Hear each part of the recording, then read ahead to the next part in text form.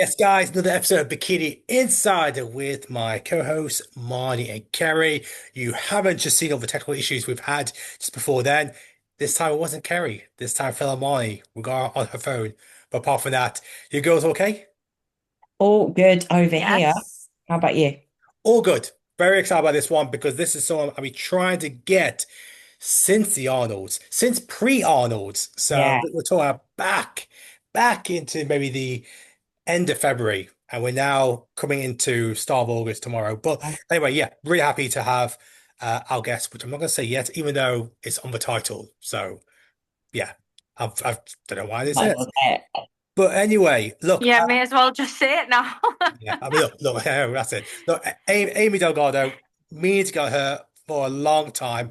So, of course, the Pittsburgh, New York champion, one of the front runners, one of the favorites to go into Olympia to challenge my title, the title that Lauralie currently holds. So, yes, very excited to speak to her and hear her plans going into Olympia. But until then, we have got a few topics of our own.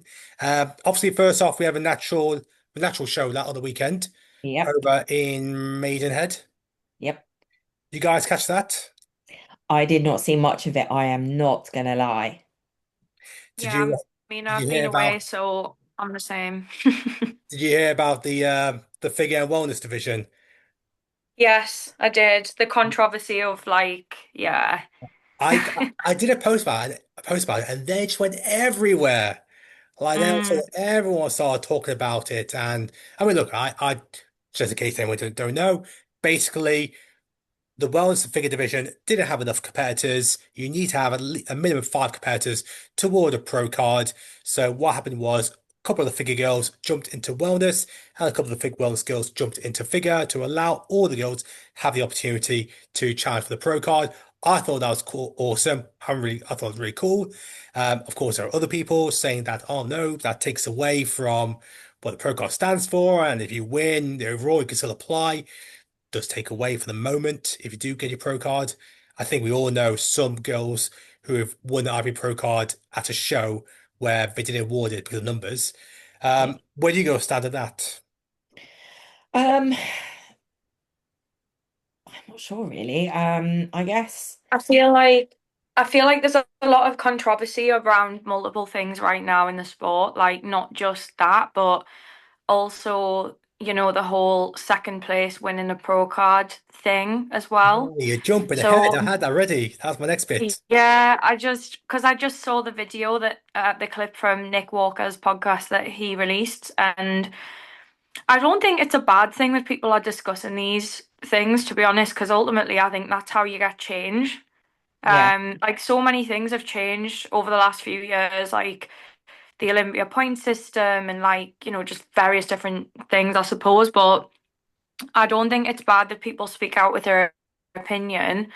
Um, but yeah, I don't know, like I think it shows like sportsmanship that the girls did that for Yeah. each other, but it's a difficult one, isn't it? Because technically crossovers are allowed, so they haven't actually done anything wrong to go against the rules, but then also it's like I don't know, it's a difficult one. I mean, what you're referring to, obviously, the NPC USA Bodybuilding Championships took place in the weekend, and I Mm, did put together this graph, which is kind of showcase the number of pro cards being awarded. And look, this isn't anything on that because in the end, this is just to show the split across the divisions. If we look at the ones that we talk about, Bikini. 11.2% of the 143 athletes achieved pro status. So our 16 pro cards split across eight high classes, first and second place, all awarded pro status. I remember seeing a story from your coach, Marnie, Jake, saying that, you know what, there should we should have well, kind of the same way, like it should be something similar over here in the UK. I think it was indicated that some of his girls could have gone over there and beaten some of the girls and may have all been awarded pro status. I'm sure a lot of coaches will say that, some will think differently. But obviously mhm. one of the biggest ones that really jumped out was the seven pro cards out of 12 athletes for women's physique, which was definitely a mind-blowing statistic. Mm. Yeah.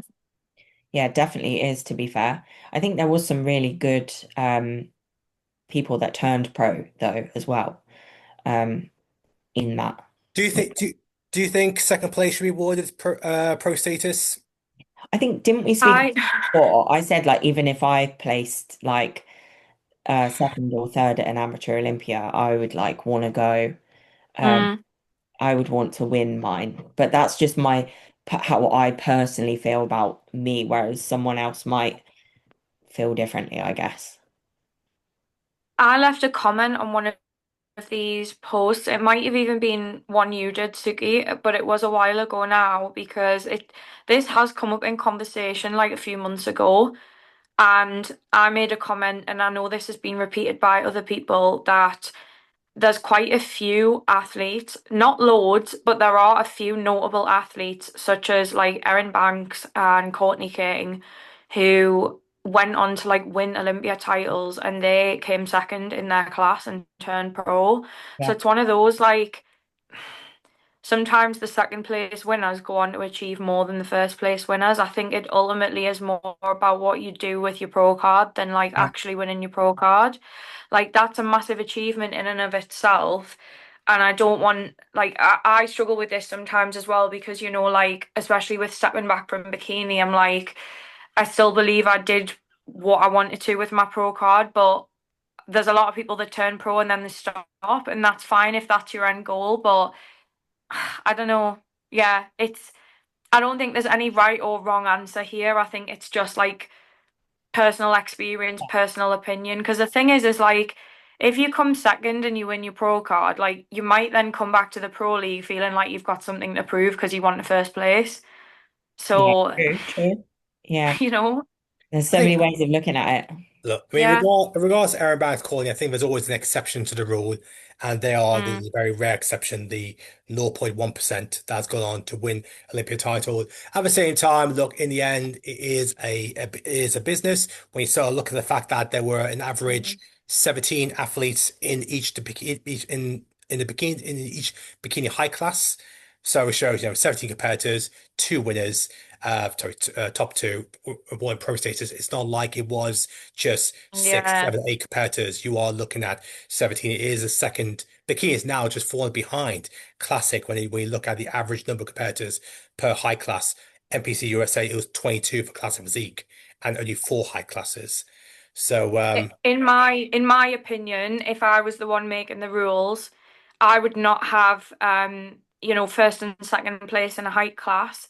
I think you should have to win your height class and get into the overall, and then I think top three in the overall because you've won your class. If you're in the overall, you are a class winner, but then it's like the class winners going against each other, and that's really how it's done in Europe, isn't it? We don't have this like first, second place in the class. It's yeah, winning your class is like the first hurdle at the show. The second Yeah, hurdle is like getting into the overall lineup where you're compared against other people that have a different structure, have a different height. Like, and again, that's why I think it's kind of nice to have first, second, and third place win out of that because you could then argue like, well, the smallest or the tallest girl is at a disadvantage because they're the smallest or the tallest. But again, then reflecting off of that, when you get to the pro league, there is no height class, so you need to be good no matter what your height is. yeah, So, yeah, if I was making the rules, I would have that because I think then it would create more like hunger for the athletes. Like, yeah, winning your class, but just missing out in the overall is kind of it stings, but I think it makes you a better athlete. Because the yeah, reality is, it's harder when you turn pro, so you need to yeah. have that thick skin. Which, which, which, we're just in a different world right now. If you look at, for example, on in football terms, or if you're watching America, it's soccer. But football terms, Champions League, European, the highest tournament you could play for in club football, Champions League used to be just for the winners. Now it's top five in the league Yeah. qualifying for Champions League football. This is just like in IFBB Pro Card. It used to be for the overall winner, then the top three, then the class winners. It's just as the organization, as shows grow, I guess more pro cards are being awarded, but at the same time, the numbers are also up when you look at the quantity of competitors. Takes me my next thing. Before we bring on our guest, I want to talk to you two. I'm really keen to get your thoughts on this. And this is something that every competitor would have to go through when they start the prep, maybe at the start, maybe in the middle, maybe towards the end, is goal setting. Is setting goals upon yourself, and then n- I'm keen to hear, like, I want to let me throw it to you, Kerry, because obviously you got the Olympia coming up. What is your goal going into the Olympia? I mean, how did you come up with that goal so it didn't feel that it was too big, yet it would be achievable? Hmm. Well, to be fair, I'm not really, I'm not sure, like, Don't make me go back to past look, episodes, Kerry. You did give me a placing. I I got know. So I'm actually looking at show by show. I'm looking at show by show, if I'm completely honest with you. And then that will come as the show comes closer. So I'm literally looking at show by show. should we go for Italy then? I want to win at Italy, Okay. and that's where my head's at right now. And that is literally the honest truth. I'm not really like looking further than that. Each show is just as important to me.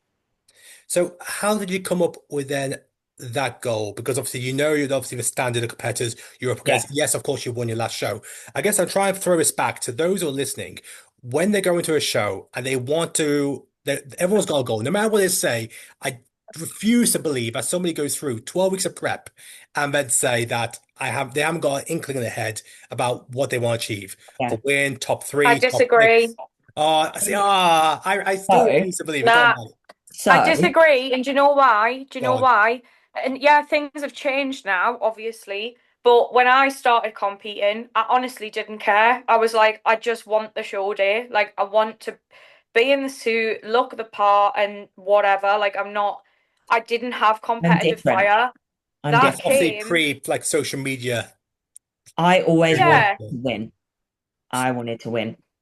I just wanted to win. From your first show. Yeah.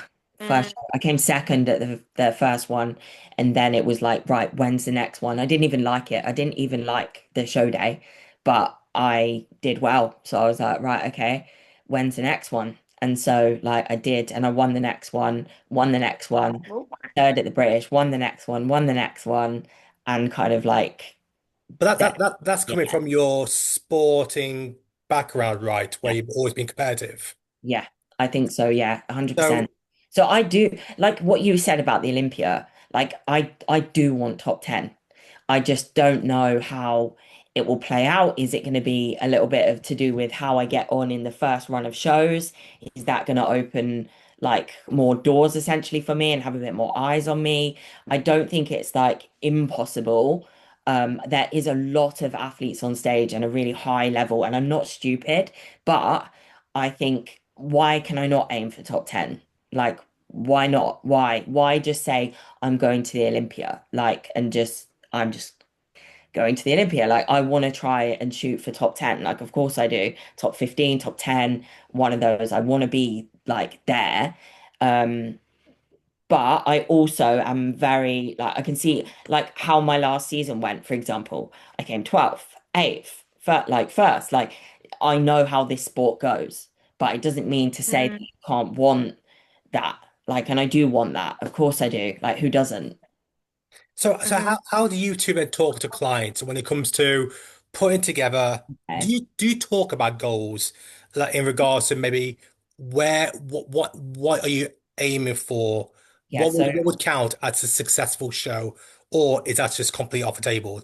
So I think it depends on the athlete, how long they've been competing, their actual own personal goals, and also being realistic with the physique that you are looking at, you know. If they're first timers, like it is one of those things I never like to pin pressure on people as much as I want them to have like the winning mentality to go into their sessions and all that kind of stuff and to execute as a champion and that kind of stuff. I think it's important not to put that like you're gonna win this show, you're gonna win this show and like gas people up and like you know what I mean? It's like Hmm. first timer, it's like amazing. Like we're making it to this show. We've made it to this show. And then, if there is any one person that says like, oh, like I'm not gonna do well in this sport, oh, I've placed here. I'm like, same, same. Like I can always like have that relatable experience and show them that like it doesn't have to be the way your whole story is written, you know? I mean, Marnie, you went Yeah. Marnie, you went to your. I remember you telling me you in that your pro qualifier UK where you got your pro card. You went into that show with the goal of I am not looking into another show Yeah, because I'm gonna achieve a card at this one. So, yeah. what changed?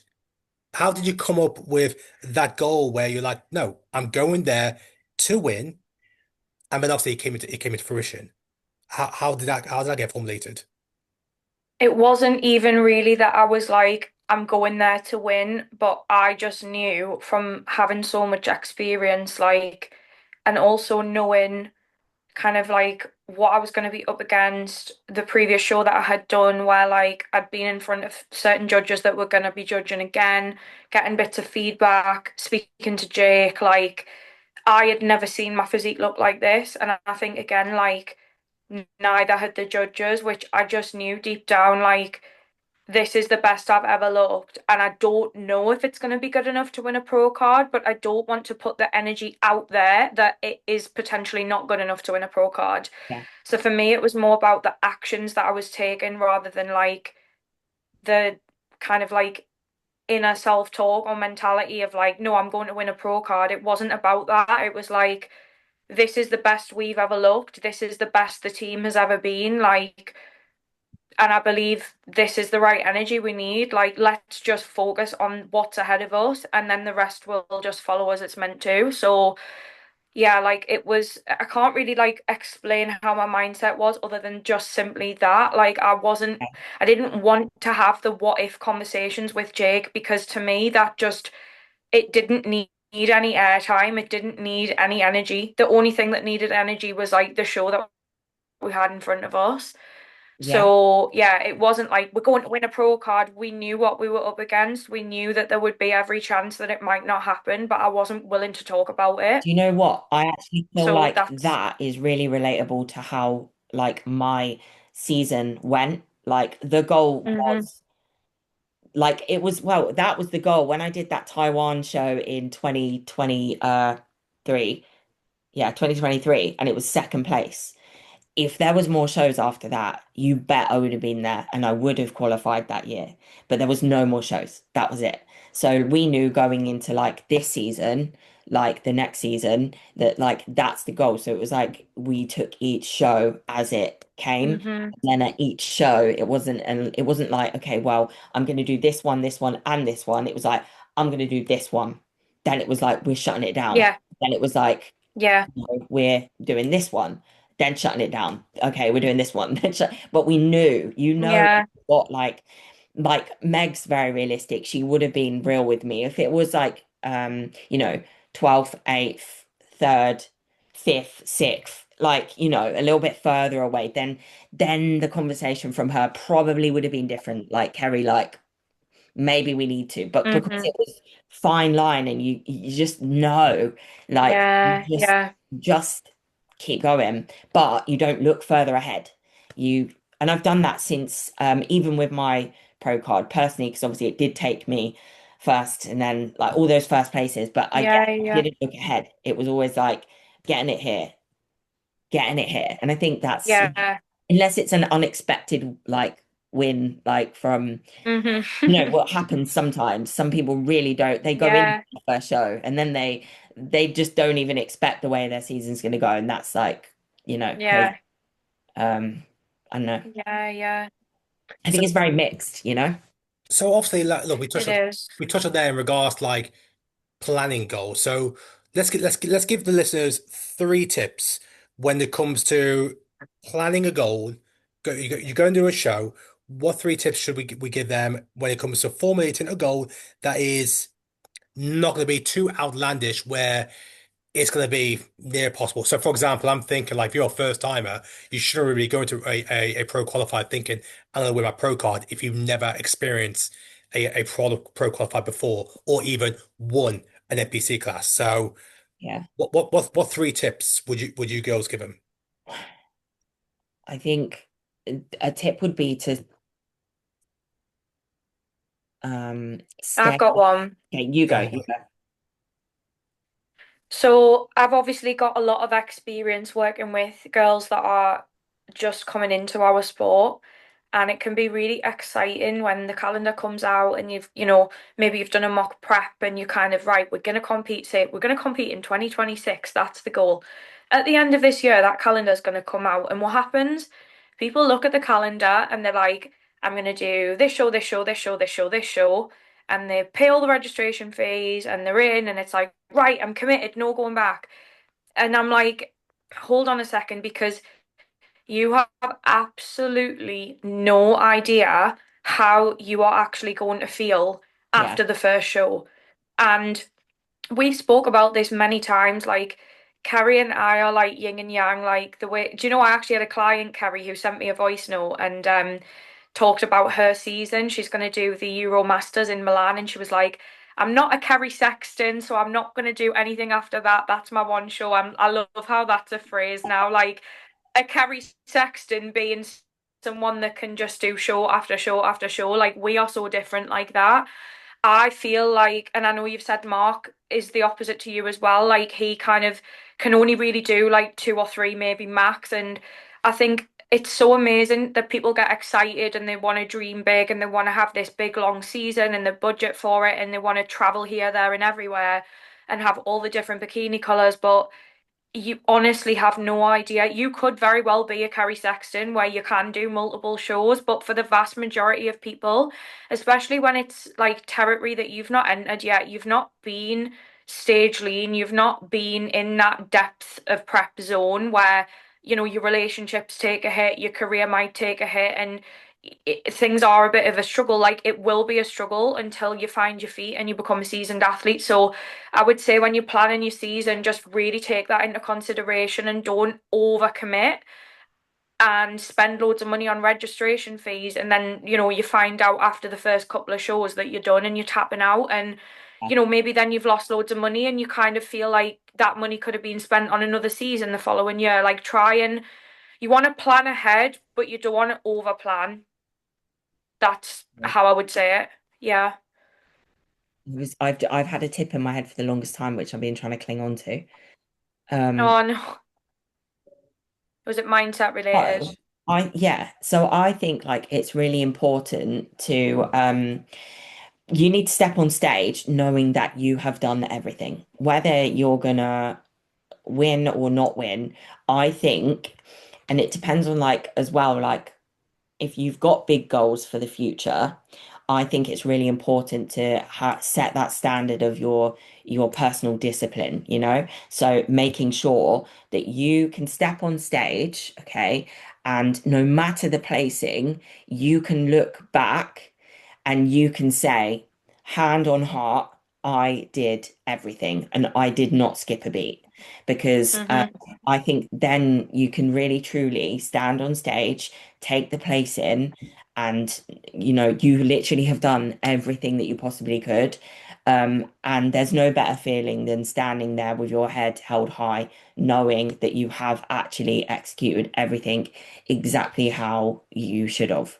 And I think that is one thing that you really need to like cling on to. And I know I do that, and I know I'll be doing that again this year. Like, there's nothing more I could have given. And if you stand there Mm-hmm. and you're like, I could have done this, and why did I do this? Yeah. Why did I only start my posing at 4 weeks out, or why did I only start my vacuums with my core control, or whatever it may be? Um, I think you should be stepping on stage knowing that you've given the sport what it deserves and what is Yeah. required of you, um, essentially. I think in doing that, that then creates and rewards you with the skill, if you Yeah. want to call it a skill, of being able to trust yourself.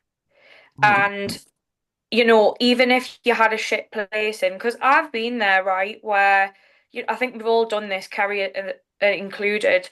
You've done the bro preps where it's like 2 hours of cardio a day, no food, like, and somehow you look back at those days and you're like, how the hell did I actually do that? You don't know where it came from, but you did it.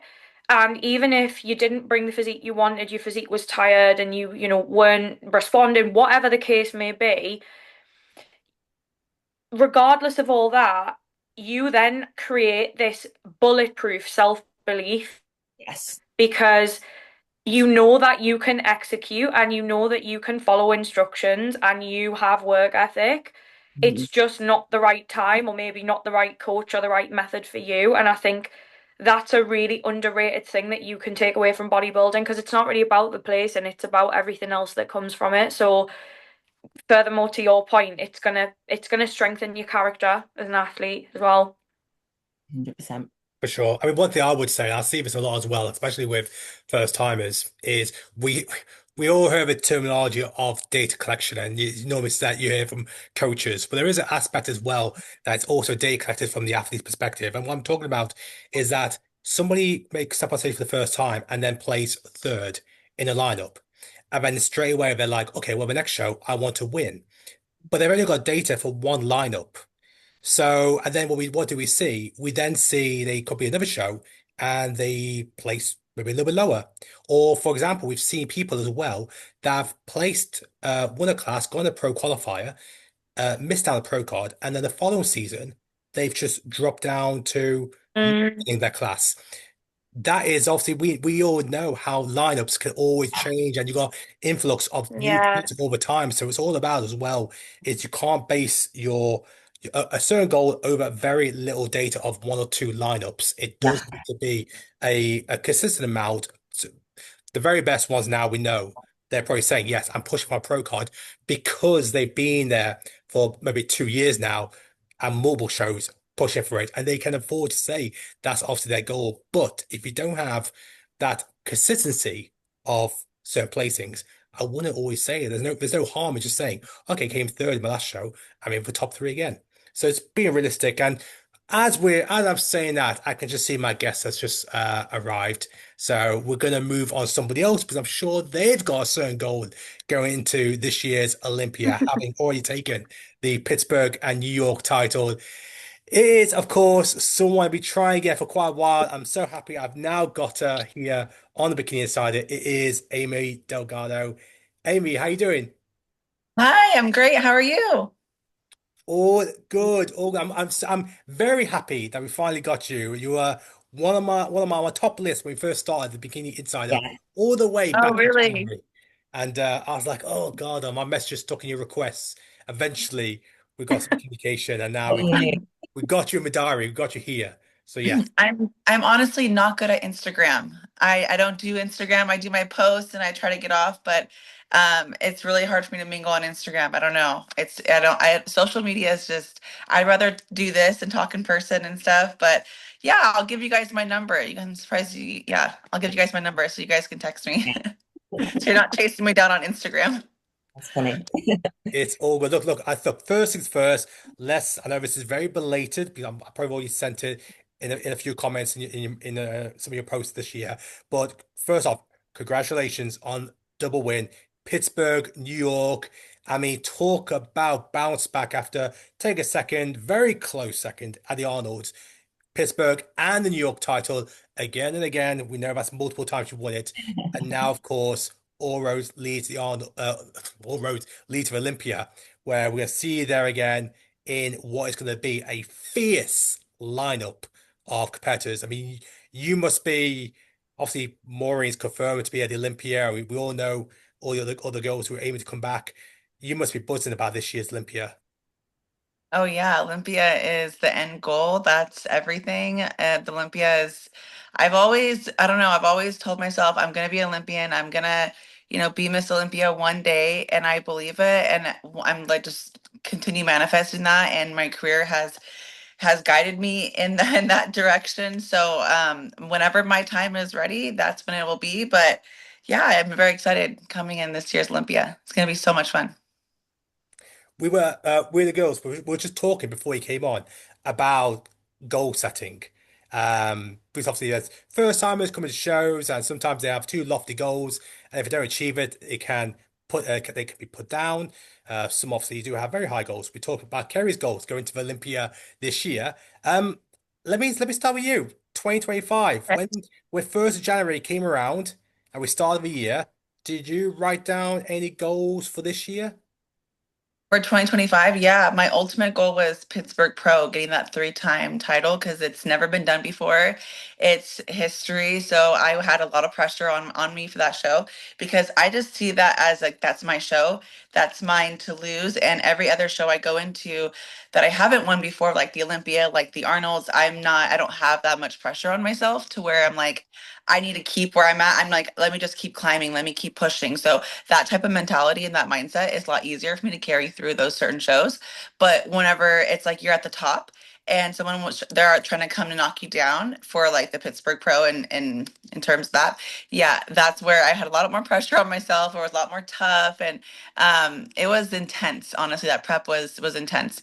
I left home 2 weeks out to stay with my coach just so it can change my environment because I've always been a mom, I've always been a wife, taking care of the house, doing all those things. So getting that opportunity to be just an athlete and it changed everything to where we brought our very, very best package to stage. And I don't know, it's just when you know how much hard work you've put in and when you are on, it's like nothing can shut that off, and that's exactly how I felt going into Pittsburgh. I was super nervous and super scared going into it, but when I hit peak week and when I was with Jamie, everything just fell into place and I was just like over the moon about everything, so excited. To everyone I talked to, I was like, I'm ready for this title, I'm excited. I can't like in that type of energy as I haven't really felt before. So I feel like we figured it out. That's so cool to hear. I was just gonna ask Amy, like, because you live in Las Vegas, right? And obviously Yeah. that's where the Olympia is held. So how do you feel like you will navigate that time before Olympia? Like, will you just kind of stay at home, stay in your bubble? Because I've heard you talk about this before, like, nothing bursts my bubble. I have my little, like, space with the right people, the right network. And I think that's such an underrated part of what we do as athletes. Like, maybe some of the listeners haven't heard you talk about this before. So, yeah, talk to us a little bit about that and how you'll navigate like the pre-Olympia sort of schedule, routine, that kind of thing. Yeah, so you guys, have heard the trajectory of my career from when I started. You know, I didn't get to make a lot of mistakes in the NPC. I didn't get to make a lot of mistakes early on in my career. I moved so fast. We made it so fast. We won our first pro show and I was going to Olympia placing sixth. And then from there, undefeated in every show I put myself in outside of Olympia and Arnold's because those are just a lot more tough shows. But so we've made so many mistakes. We've made mistakes coming out of shows. We made mistakes going into Olympias and all these things. And I feel like for some reason it's just that big gap between being super focused the first half of the year and then finally being like, I can breathe. I did the Pittsburgh, I did the New York to get my name out there to like get those titles and be someone in the sport and or be someone that what I want, who I want to be in the sport. But going through all of that and experiencing those highs and then kind of I've always had this mindset shift of before going into Olympia, I need to rest. I need to kind of pull back on things. I did what I need to do.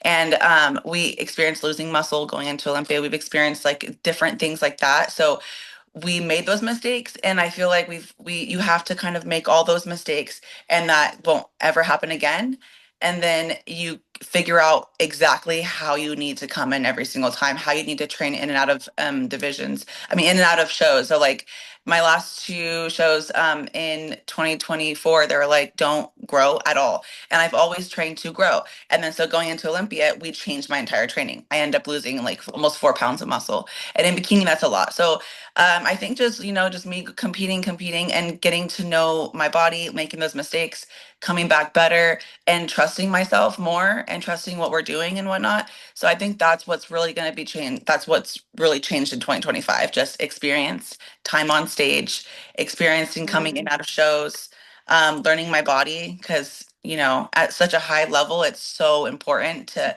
any little thing can definitely make or break a placing.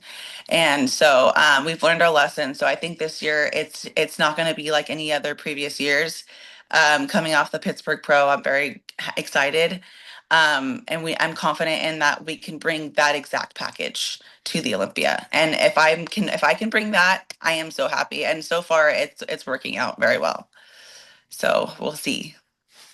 Let's That's go. Bringing exciting. the best. Yes. They say experience is the greatest teacher, right? Like, Oh my also gosh. making mistakes. Like, making mistakes is the best way to win because, like, once you get them out the way, like you said, you won't make them again. Like, we've spoke about this before we jumped on with you, Aimee, but like, it's data collection and like, you and Jamie are like such a tight unit and it's like this force, we can feel it. Like, just when you talk about it, I'm so excited for you. Thank you. And I wouldn't even call them mistakes because they're not Yeah. mistakes. Like we Yeah. planned these things. We set these protocols in place just, and we just learn about them. So I wouldn't call them mistakes and I don't like how I use that word, but we it just didn't work. That just didn't work. And Yeah. we so now we're just doing things differently. That is And ever since we started, focusing on that, it's helped a lot just, carry that package continuously. you I, must have a lot Yeah. of data going into this Olympia as well, which I think is like special and valuable. So Yes. So Mm-hmm. I want to ask something, sorry, because you mentioned about there's plenty of lessons that you've learned. What's been the biggest lesson that has resulted in the greatest positive impact that you've gone through? Um, I would say the biggest lesson that I've learned is I can't take any time off. I can't stop doing what I'm doing. After I went for so long, I've been going for 3 years straight, hardly any breaks, continuing to compete in March for Arnold's, May for Pittsburgh, and then Olympia. So there's not much time to break. And so I'm a mother and I'm a wife as well, and I have a life as well outside of competing. So the biggest mistake that I've made is taking that time off of completely stopping everything. I did take about 4.5 weeks off of not super tracking my protein or tracking my carbs and fats and not being in the gym so focused. Like I'm like, I did all this. I just need a break and I just needed to take that time off. But it was really just me needing to reset things and not just taking complete time off because I love what I do. And I think that's the biggest lesson I've learned. And that's what held me back the most and Oh, that's why I showed up the way I showed up at last year's Olympia. And I feel like it did hurt me a lot. But I had to go through those things to learn that, being a top athlete, you don't get to get time off. You don't get to do those things. You have to be, continuously training, especially with the physique that I have. I have that exomorph type of physique where it's harder for me to gain weight. So I need to understand how my body works, how my body functions throughout the year. And I just need to make sure I'm accommodating that so I don't fall behind. And that was the hardest thing to go through. I was like, I just took 4 to 6 weeks off and all of a sudden I went so much backwards. So it was a tough lesson, a tough pill to swallow after stepping off the Olympia stage. mm, I that's think that's Yeah. really interesting to be fair. And it's interesting to hear like a high top level athlete say like that it is they do need to stay on it all the time because that's how I think it should be as well. Yeah. Mm.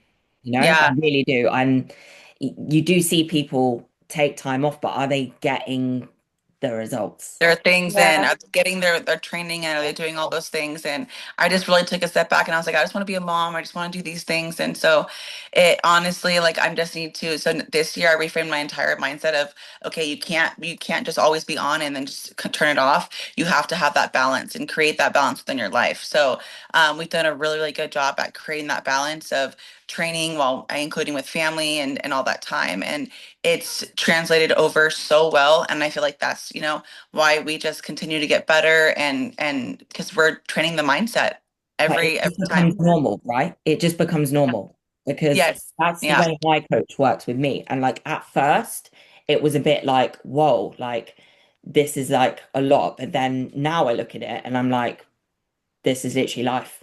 Like Yeah. the Yeah. life. Yeah. Like so I think yeah, it can seem like a big like adjustment, but actually, depending on the goals that you have, yeah, and you do adjust to it, and then it just becomes life, and it gets easier, and you can manage everything. And I think it helps you excel in other areas of life, 100%. in standards, you know? did you I agree. try and achieve that balance? Because the I'm assuming, I mean, look, you're a mother and a wife. Your number one responsibility is going to be your kids. Yeah. So how did you, was it tough to transition into creating some sort of balance that's going to allow you to still keep with the responsibilities with your kids, with your husband, while also still being on the top end of a top tier athlete where it Yeah. is 7 days a week, 365 days a year? Yeah. So I think it's really just a mindset thing, really. I would always tell myself I can't do these things because I need to be super focused. I need to be more selfish. I kept telling myself a story that I needed to be this way. I needed to do this way. And it was more of like me just, like, for example, me saying I can't do this, I can't go to the park, or I can't pick up Aria, or I can't go to her soccer practice because I need to be focused. But it's more about just changing my schedule, putting myself first in the beginning of the day, and that's what I've been doing. Just changing everything, the way I think about things, not putting too much pressure on myself, not saying like if I can't get this done today, it's not going to hurt me. I can get it done tomorrow. Those things. So it's really just a mindset of giving myself more grace and being more chill on myself, I would say, because I'm a go very very disciplined person, and I could drive myself straight into the ground just because I work so hard and I won't stop. So I think it's really just a mindset type of thing. And this year, me and my husband have gotten so much closer with our mental health journey on his and mine, and we're helping each other with how we we all have this thing in our head where we tell ourselves stories, and we tell ourselves, oh no, you shouldn't act like that. You shouldn't say that. You shouldn't do that because people are going to think these types of things. And I've been working a lot on those, on my, I would say, how we have egos. People have egos. And I feel like over the past few years, my ego has been a little bit damaged to where I'm not able to kind of be my authentic self out to the world and like say what I want to say because I'm like, oh, no one wants to hear me, who wants to listen to me, or these types of things. So that holds me back a lot in my career and how I think about things. And so we've been really, really working on, just trying to be my true authentic self and trying to be out there and not care about what people think, what they're going to say, what they, what about what I post or anything. So that's helped me back in a lot this past year. So I think that also had to do with me putting all these pressures of wanting to do so well, and it just hasn't worked out. So um really just working on the mindset, really working on your mindset and your subconscious and all that really helps. We've talked about that a bit, haven't we? About being authentic Yes. yourself. It's the disciplines and routines you create as well. Like, I think, like, we have to have Mark's daughter quite often, and I know I can still, like, at first it used to be like, I know it's only at a weekend and stuff like that, but at first it was kind of like, oh, like, can I get this done this? But it's like teamwork. Like, we're both in Yes. prep. So one of us goes out and does steps, then we come back, then I go gym, and then I play with her, and then he does, and Yes, that's tired, awesome. I take her That's out, and like it, you just formulate and you still get everything done. Like, we don't Yep. miss a beat And it because doesn't have to be a we certain way. can. Yeah, Yeah, it but does not it have to can be a be, certain way. yeah, yeah, Love absolutely. that. As long as it's done. Yeah, I think that's a lot is mindset. So Amy, to have that balance you got and a routine, I'm assuming then you probably got those some non-negotiables that you stick to on a daily basis. Like I said, the morning is like your time to get things done. So what are Yep. your non-negotiables that allows you to stick to having that balance, that routine, while still obviously being a mother and a wife? Yeah, my schedule is my priority. If it's not locked in my schedule, like we literally schedule Aria in our schedule, just because if we don't, it can easily get missed, or these things of taking care of her, what she needs time and she needs attention. So if I don't schedule that in, that gets missed. But my non-negotiables are gym every single day. Of course, macros and water, but that's like in the background. That's easy to get through, having meals here and there. But it's mostly about waking up at a good time in the day, getting my schedule in, getting my calls done, my training done, getting my cardio done. I do have cardio machines at home, so that helps out a lot. I am a coach as well, so I check in my athletes. So I just make sure to get everything done before 3 p.m. because if I'm not done by 3 p.m., then it cuts into her time. And I need to be I need to have that well balanced of being a mother and being there for her, supporting her and what everything she needs. And it would just break my heart if I'm not doing that. So, and we've been there too, which is why we've created this type of schedule where we didn't have the balance because, just we didn't create it. We didn't think about it. We weren't really focused on that. We were just kind of figuring it out as we went. So, that getting everything done before 3 p.m. is like my goal every single day while she's in school, of course. Right now she's in summer camp, but yeah, so it does definitely help sticking to that schedule and non-negotiables before 3 p.m. Everything I need to get besides steps and food because that comes throughout the day, but the main things that take my time. That's like a good goal, like we like things to work towards. So I guess that's like your Hmm. driving force, not to procrastinate or to like get sidetracked. It's kind of like, right, that's my goal. That is my Yeah. reward. That's her reward. Yeah, I like that. Yeah. That's Yeah, that's so interesting because, like I said, I mean, a lot of people can take for granted that, okay, yeah, I'll make time for this because I don't know about my gym, my meals, but you're saying no. I schedule in because I know if I Oh yeah. don't, I'm going to miss it. And the person that's going to impact the most are going to be my kids. Mm. Yep. I need, 100%. you've learned from mistakes in the past. You've now scheduled in on a regular. So you schedule everything in Yeah. your diary. Nothing gets missed.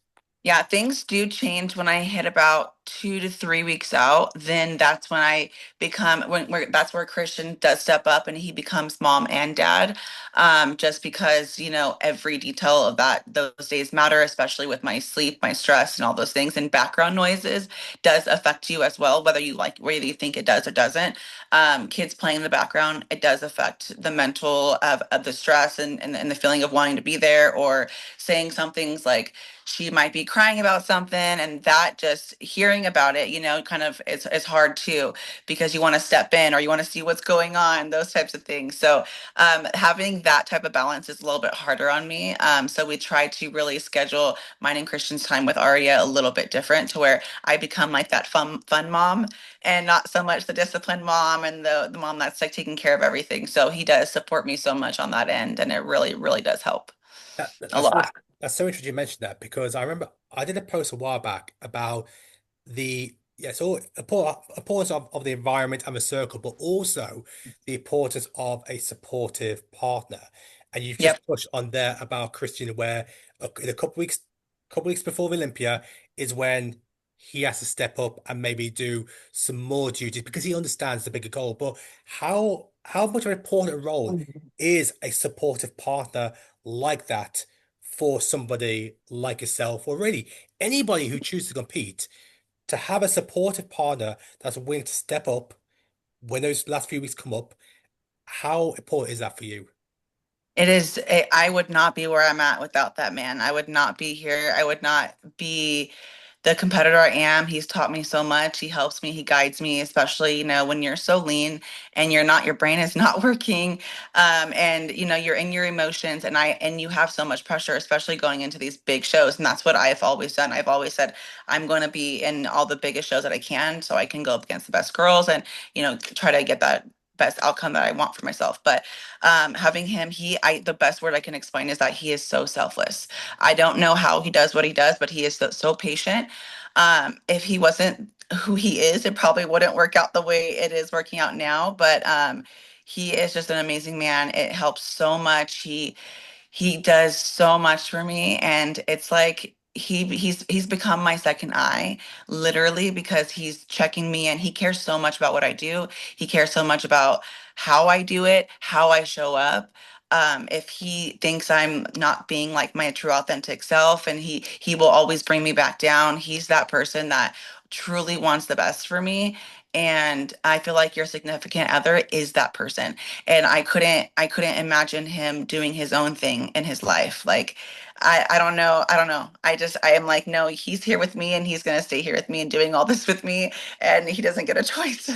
But he loves it. He loves it, and that's what makes it work.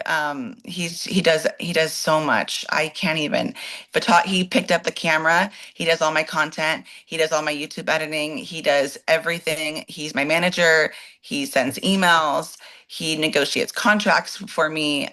He's just stepped up as one of my newest trainers because he's here with me in person and I'm able to execute. He listens to me. He trusts me, to where I'll tell other people like I don't really want to do this, and then they'll be like they just don't really listen as much. So the biggest thing is he always trusts me and listens to me, and I just respect. We just have that good respect towards each other. And there's no egos. There's never an ego with us where I know more than you or this and that.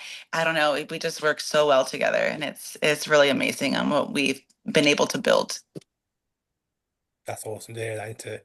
I think that's such, yeah, I think it's like a lot of that sounds like relatable, and I think it is like a massive key, to be honest. And It's once game people find that out, changer.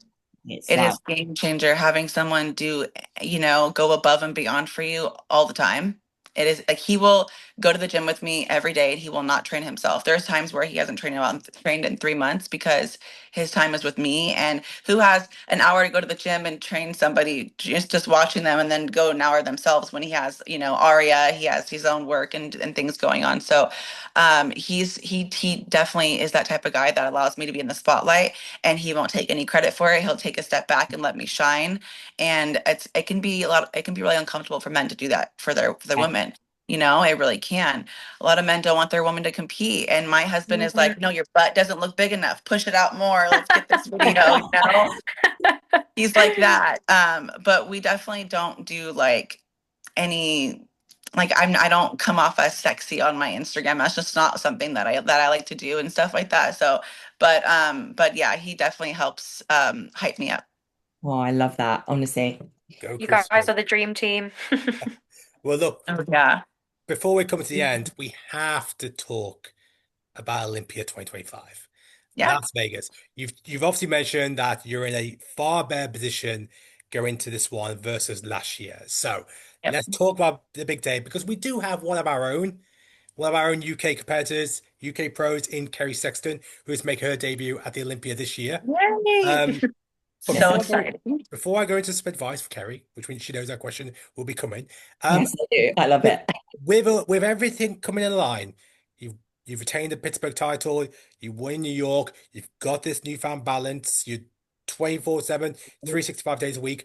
With all that in place now, what does that mean for Aimee going into Olympia? You mentioned at the start that you believe you could be Miss Olympia one day.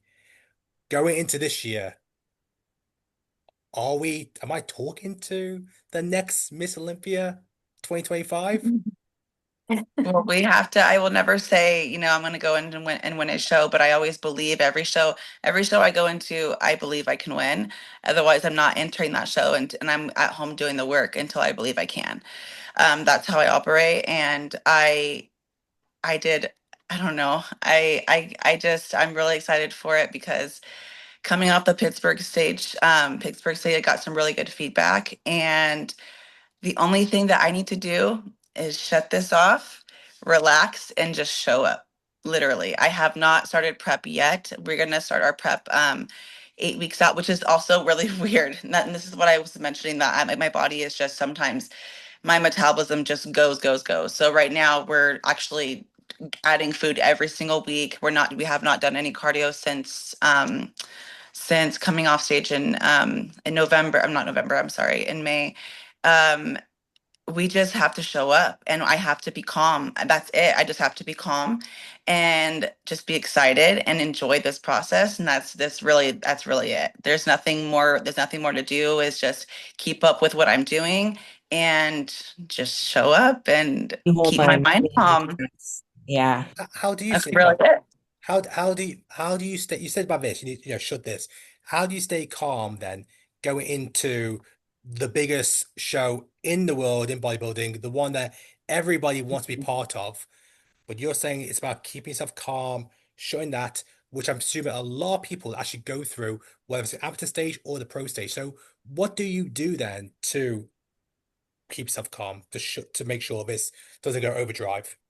Yeah, so I have a group of people that I really, really lean into and I talk to that supports me, that understands me on a different level, that I fully trust.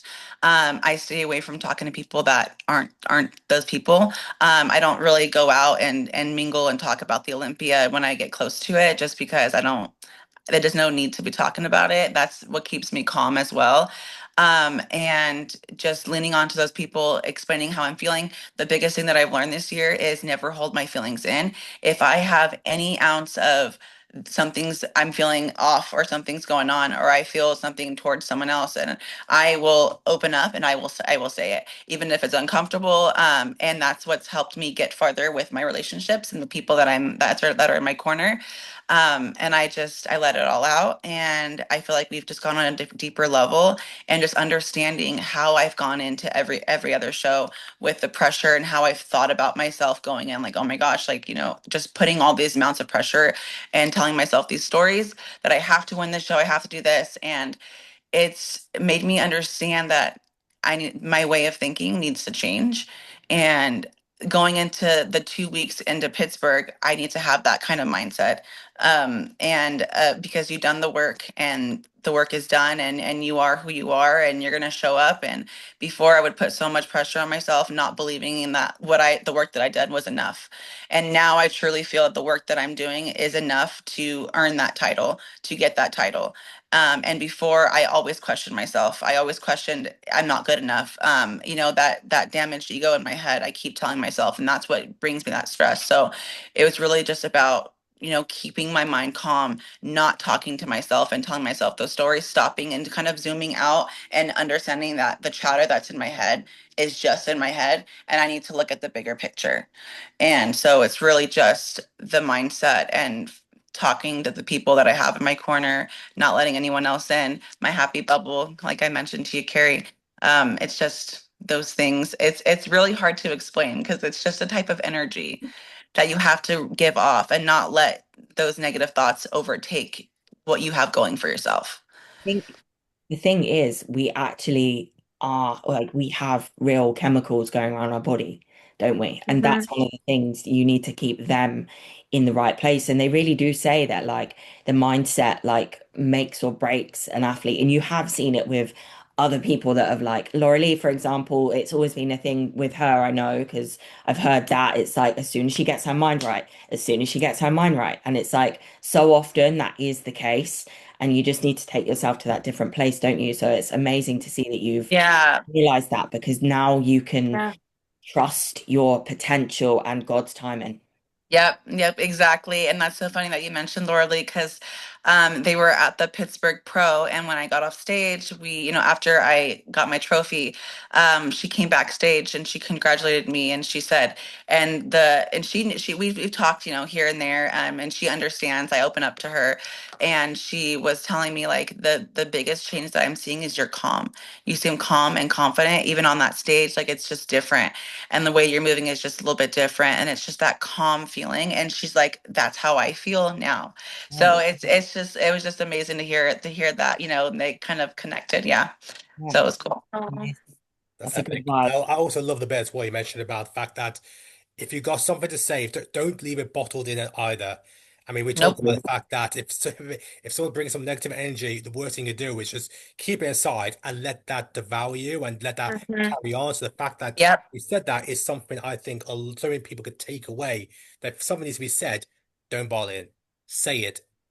Put aside the Yeah. words, get it done, rip the band-aid off, move on. Yeah, talk about it. It's talking things out is the best therapy.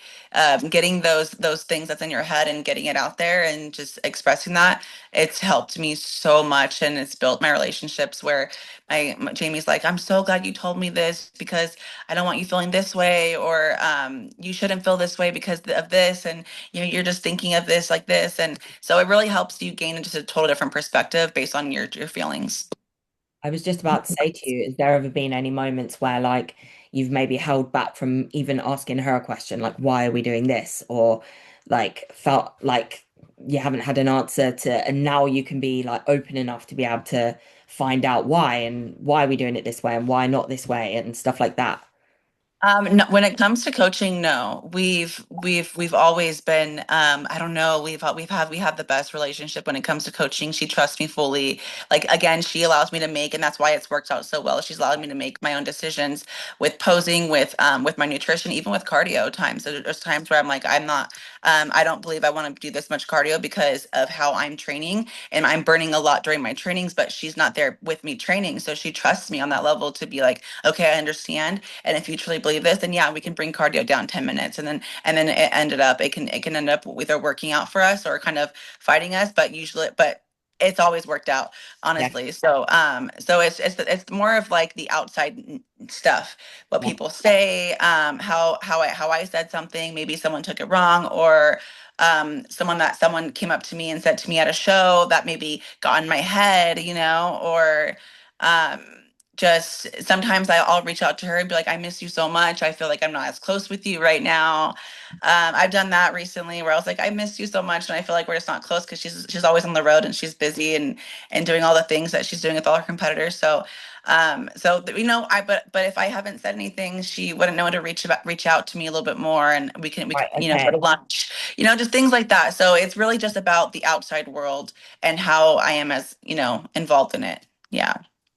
I I think think when you have a friendship with your coach as well, I feel like it just elevates the dynamic so much because I'm like that with my coach as well. And I think it does take a while to get to that stage, doesn't it? Like where you feel like you can express how things are going from your end, and maybe, like you just said there, Aimee, make a call or make a decision, run it by them, and where the coach trusts what you're saying. Because I think again, we get a lot of like first timers listening to the podcast and maybe they're not in that situation yet, but it's a process, isn't it, to find that right dynamic where you can then just fulfill your potential ultimately.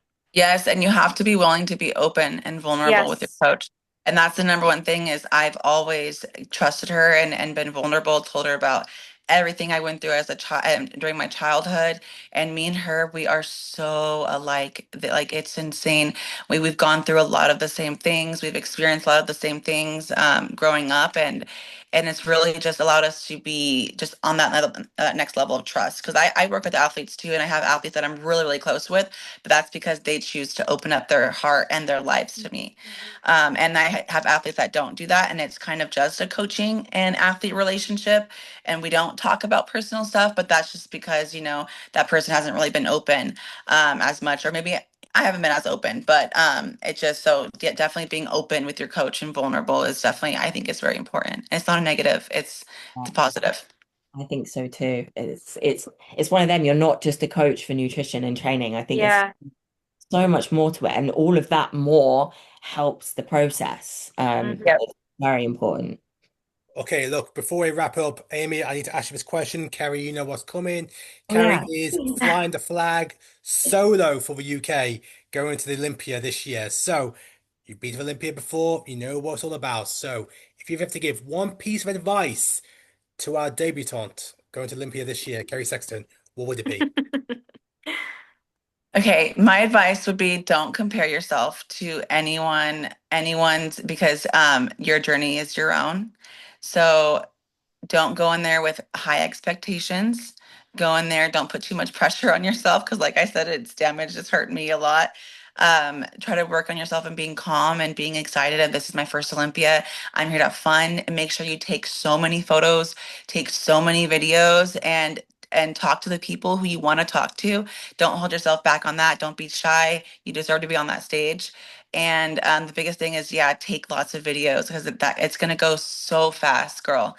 It's gonna go so fast, and you definitely want to remember everything. Like every show, I always regret taking more, not taking as much photos and videos to get those memories. But just try to create more memories with everybody on that stage. It's gonna be so much fun.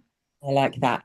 It is funny though, because I am looking at this like prep as like it's like you only get one debut. And like I'm Yeah. so chill, I'm so calm, I'm so excited about all the shows before, and like it feels different and I really like it. So yeah, I feel like I There's just only one way to go is keep climbing. So you just got to keep pushing hard and keep showing up, and you'll do great. I'm excited to be there with you. Yeah, I know. Same, literally. Thank you so much.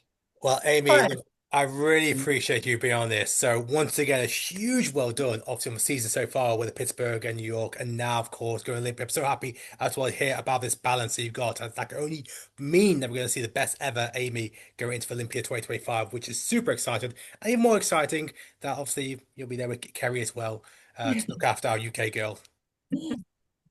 Love that. Thank you guys so Yeah, much for your time. I really appreciate it. Thank you. That was amazing. thanks, Thanks, Aimee. Amy. Take care. Bye. Okay. Insane. I like that. That was a good one. Yeah. She's Definitely. amazing. Yeah, awesome, awesome. Always great to hear competitors who have climbed the ranks and now Yeah, on the top end of Olympia, worthy of being known as a contender, a favorite for the title. And of course, more importantly, is everything she said about obviously finding a balance between being a mother, a wife, along with taking on the feedback from previous years. Now it's a 365-day job, which I mean, Kerry, you mentioned it many times. Being on a pro level, Barney, you mentioned as well, being when you're at a pro standard. Yeah. You've got It's to no treat it joke. as a full-time job. 100%. Mm-hmm. Yeah, literally. And on that note, I'm off to bed in an hour and 20. So, There we go. Okay. All right. Look, guys, that is a wrap for this week. And look, we've got many more guests coming up. How many weeks is it till Olympia? Sorry, how many more weeks? 11. 11. Okay, I need to find 11 Olympians to bring on in my Mm. predictions. And how many weeks to your first show? Sorry, Kerry, Italy. How many more Five and a weeks? half. Five and a half. Yeah. There we Gosh, that's gonna come around quick. Yeah. go. Still not booked a thing. I've booked some makeup today, Oh actually. my God. You are so type B. Honestly, no, we are actually like it's been in conversation like to get it done this week. So that is the aim, but we're Has your also contract come through? launching our clothing brand and stuff, so everything's just been really busy. Has your So contract come through yet? yes, it has, but I've not Okay. posted it yet. I've Okay. not done that. No. It came through later than everyone else's because I didn't get my pro card for this season yet. So they sent a few emails out to people just saying like, can you get your pro cards basically? But I have had the contract through and it's been a bit of a I've had it for like 2 days. And I've just kind of yeah, like it's been mad really. Oh, So I've not posted it. I haven't actually posted on social media for 3 days. you've But been quiet, yeah. I have. But not Just in a do a bad hundred, way. 100 takes of doing the signing. Like, how do I do this? How No, do I? it's not been in a bad way that I've been quiet though. I've just literally like I've just been so busy. We did a photo shoot Yeah. for the clothing range last night and like just all sorts. So yeah, I think just letting myself just be for a minute. When's the Yeah. Clover Race launching?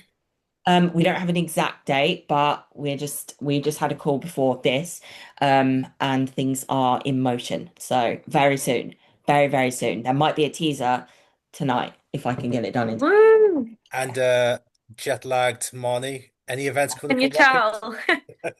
tell? All right, you've done good.